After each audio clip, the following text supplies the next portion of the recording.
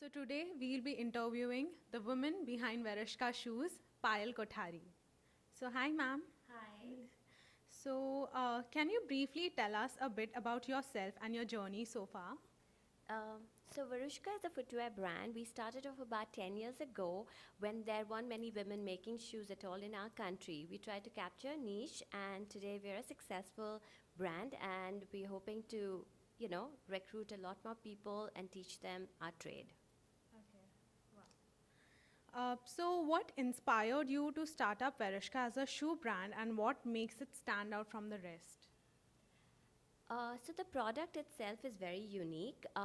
We are trying to reach out to the women in India to wear comfortable, affordable shoes, and that's what the brand is all about. And what inspired me to do this is there was a big gap in the market, in the Indian market, where people were not able to, get comfortable, fashionable shoes. So Verushka as a brand hopes to do that.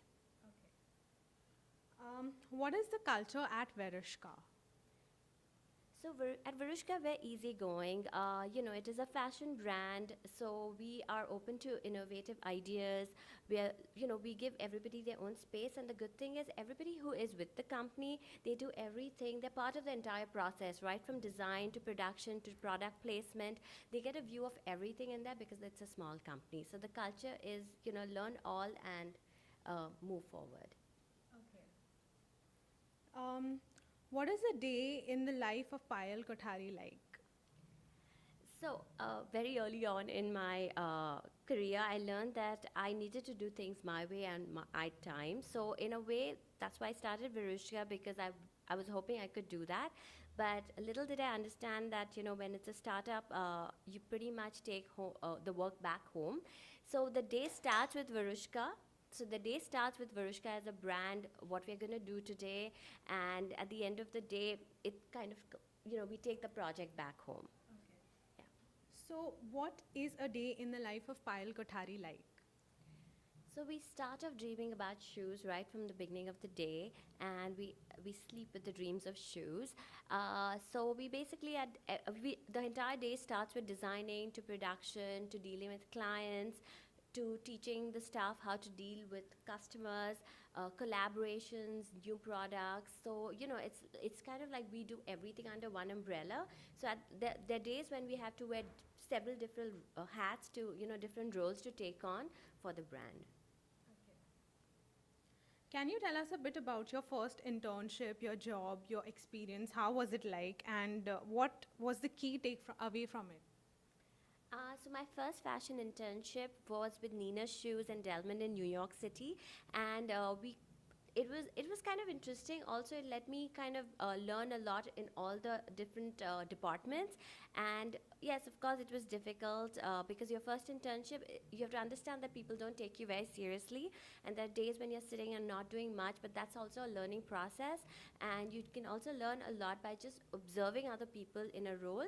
So it taught me that it just taught me to be a lot more patient, and there are days when I just sat and just sketched and sketched and sketched, and learned my polished up my sketching skills. So yeah, so all your internships kind of teach you different roles and what you want to learn from it. It necessarily does not depend as to what the other person is giving you, but what you're taking from it. What was the worst moment in your career, and how did you get past it? So after I graduated from FIT, the first job, I was actually the first student to get a job in my class, but I was also the first person to get fired. Within the first week actually of my internship, of my job actually, not internship, I got fired because I wasn't prepared for the role. So I think that's what Talerang does, is that it kind of prepares you for the your job, because there were some aspects of my job that I did not know how to use certain programs. So when you have the backing of a company that prepares you, it kind of just it gives you a better footing when you get into the job space. So what, according to you, are the current market trends in the footwear industry? So we are seeing since the last few years we have moved into the online e-commerce space. So in terms of trends, there is the business trend is to be out there, to be seen, as well as the footwear trend in terms of the the fashion and the season. In India, we are very forgiving in terms of the fashion. We do want to take into aspect the different cultures that we work with. Like, we have seasonal cultures and stuff, so we have to take that into consideration when we are designing a collection or putting it out there and meeting the timelines of deliveries and stuff like that. So yes, so the e-commerce is a trend, immediate gratification is the trend, as well as the product itself, you know. So why did you thought of designing shoes? There are various other fields as well, like designing clothes and things like that. So why shoes? So, actually, a lot of people ask me, do you have a foot fetish, or why do you do shoes? Actually, it's not like I love shoes. I actually just love being able to wear, buy, eat what I like. And I saw that, clothing, there were so many people out there. You could actually get people to make clothing for you that you actually liked. You could get people to make the food you liked. You get people to customize a lot of different things. That's why I saw that footwear was one space where people were not able to meet the demands of the customer. So that's the reason I create shoes. I could be doing anything, but I just felt like there was nobody making the shoes that I wanted to. So when I started, it was almost like I'm designing shoes for myself rather than everybody else, and then it just grew into that space. So that's the reason I chose shoes. Yeah. So, can you tell us something about your latest collection? Okay. So currently, Verushka has just launched their spring summer collection, and the collection, Verushka as a brand is known for wedges, slingbacks, fabric shoes. So that's what we stick to because that's what we are known for. So the current collection has these woody wedges, raw silk, pastel tones. So do come and check it out on our website. After a decade in the industry, how do you sustain your creativity and generate new designs? So for Verushka, the inspiration comes from travel. So that's what I do. I travel a lot, I work, I travel again. So most of my shoes are inspired from the travels that I do. And if you go to see, most of my shoes are named after cities that I've been to or want to visit. So to stay on top of things, that inspiration, like I could, designing is the easy part.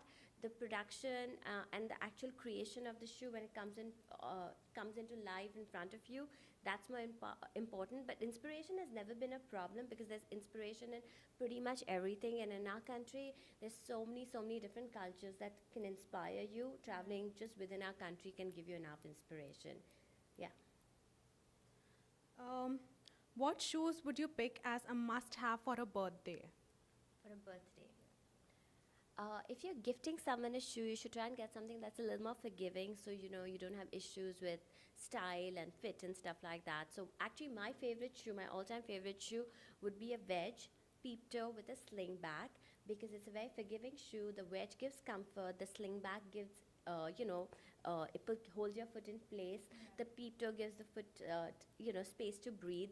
So that's my absolute favorite shoe in terms of style. What are the skills required to get into the industry? The footwear industry, it is a little difficult for, at the end of the day, the shoe business is a business of numbers, and the production is, we are not very out there with our production just yet as a industry.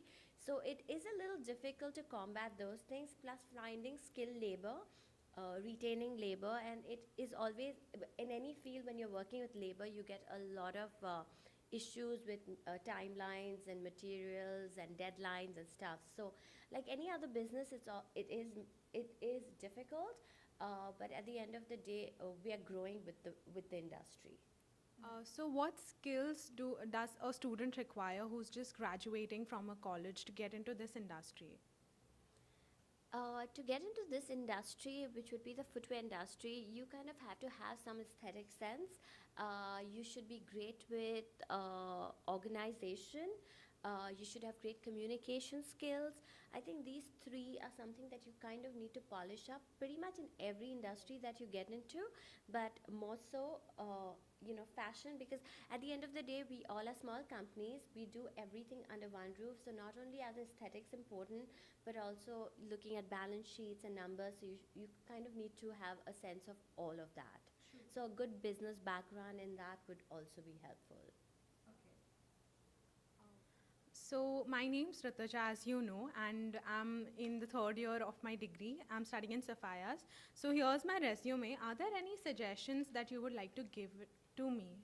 I would say that, I would say that we'd like to bring you on to Verushka and intern with us, train with us, understand the culture of our company. And you have to always understand that it's a two-way process. You should want to be working with our company as much as we'd like to have you. So I think it's a decision that both of us have to take at the end of the internship. Okay. So here are some rapid fire questions. So here goes the first one. How would you describe yourself in one word? Impulsive. Okay. What is one of your most weird quirks or habits? Weirdest. I need everything balanced. I need the left and the right balance. So I think that would be my quirk. And you'll probably be able to see that in my designs too. If you could trade your lives with anyone for a day, who would it be and why? I'd like to just trade my life with, Christian Dior or Christian Louboutin to just see how they go about doing shoes and how the design space works at an international level. Okay. What is the worst job you could have ever? I think the worst job would be of the lifeguard that sits there for the Olympic swimmers, because I don't think they're going to drown. So I think that's probably the worst, most boring job ever. Okay. What is one thing you are most afraid of? I am a little afraid of mechanical heights, so I am scared of flying, and hopefully someday it's going to go away and disappear. Okay. So that's about it, and thank you so much, ma'am. Thank you.